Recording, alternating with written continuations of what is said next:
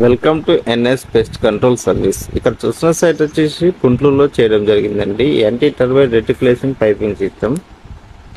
మనం ఇల్లు కట్టించి ఇంటీరియర్ చేపించిన తర్వాత అది చేపించిన కొన్ని ఇయర్స్కే మొత్తం చెదపట్టిపోతుంటే సో మనకి చాలా బాధేసిద్ది.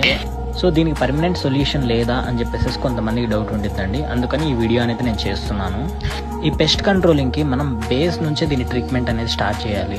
ఏదైతే మీరు ఇల్లు కట్టిస్తున్నారో అది ఫ్లోరింగ్ అవ్వక ముందే, అంటే టైల్స్ ఆర్ గ్రానైట్ మార్బుల్ వేయించక ముందే మనం ఈ వర్క్ అనేది చేపించాలి. వన్స్ ఈ పైపింగ్ చేపించిన తర్వాత 2 years ఒకసారి దీంట్లో ఏంటంటే లిక్విడ్ అప్లై చేస్తారు.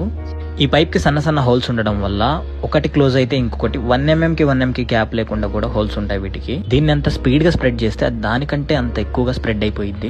దీనికి ఒక జంక్షన్ బాక్స్ అనేది ఒకటి ఇస్తాము. ఆ బాక్స్ ఇచ్చిన తర్వాత దాంట్లో నుంచి ఇంకా మీకు ఇంట్లోకి వచ్చే పని ఉండదు. పెస్ట్ కంట్రోల్ చేసే వాళ్ళు కనీసం మీ ఇంట్లోకి కూడా రాకుండా ఆ స్మెల్ కానీ అలాంటి ఎటువంటి ఉండదు. ఇందులో ఇంకో బెనిఫిట్ ఏంటంటే దీని సొల్యూషన్ అనేది మనం పునాదుల నుంచే స్టార్ట్ చేస్తున్నాం కాబట్టి మీ ఇంటికి చెదపట్టే ఛాన్స్ 99% ఉండదు. సో ఇంకా 1% అనేది మనం చెప్పలేము. వీటిలో మెటీరియల్ క్వాలిటీ కూడా ఉండిద్ది.